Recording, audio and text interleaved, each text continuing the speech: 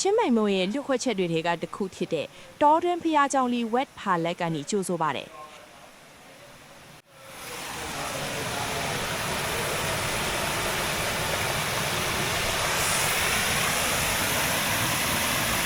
ဒီဖျားကြောင်လီဟာဒွိုင်ဆူတက်တောင်ပေါ်တက်တဲ့လမ်းတစ်လျှောက်စင်းလန်းနဲ့တောအုပ်ကြီးထဲမှာပုံကွယ်နေပါတယ်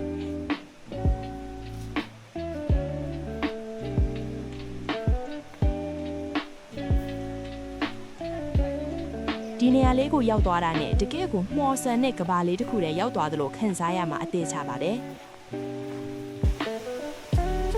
ဒီကိုရောက်ဖို့လူတော်များများက Manx Trail လို့ခေါ်တဲ့ရဟန်တိုများရှောက်ရလမ်းဟောင်းလေးကနေကဘာဝကိုခံစားရင်တောင်တက်ပြီးလာကြပါတယ်လမ်းတစ်လျှောက်မှာပြပင်ကြီးရဲ့အရေးအာဝါဒတွေကဘာဝငှက်အော်တဲ့လေးလေးနဲ့တကယ့်ကိုအေးချမ်းလာပါတယ်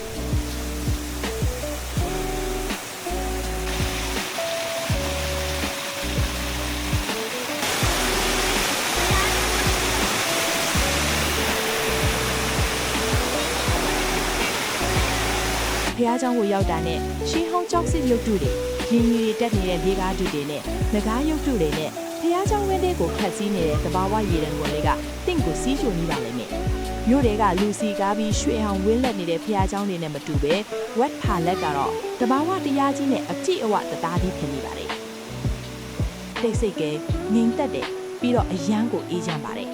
လုံနေတဲ့နှစ်ပေါင်းများစွာကနေတဲ့ကရဟန်တို့တွေတောင်ပေါ်ကိုကြွားတဲ့ကခဏနားကိုတီးဆော့ခဲ့တာထင်ပါတယ်အခုချိန်ထိလည်းတရားထိုင်မှုနဲ့မြို့ပြရဲ့စူညံမှုတွေကနေရုံးထွက်ဖို့စိတ်အေးချမ်းမှုရှာဖွေဖို့အတွက်အကောင်းဆုံးနေရာတစ်ခုဖြစ်နေစေပါတယ်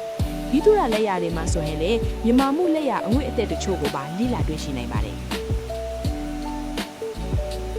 ချင်းမိုင်ကိုရောက်ရင်တော့ဒီလိုတဘာဝနဲ့အမှုပညာပေါင်းဆက်နေတဲ့တန်ဖိုးရှိတဲ့လွတ်ဖွက်နေရာလေးကိုလုံးဝမလွတ်တမ်းသွားသင့်ပါတယ်နော်ဗီဒီယိုလေးကိုအဆုံးထိကြည့်ပေးလို့ကျေးဇူးတင်ပါတယ်ဒီသားဗီဒီယိုအသစ်တွေအတက် like follow နဲ့ subscribe လုပ်ပေးသွားဖို့မမေ့နဲ့အောင်နော်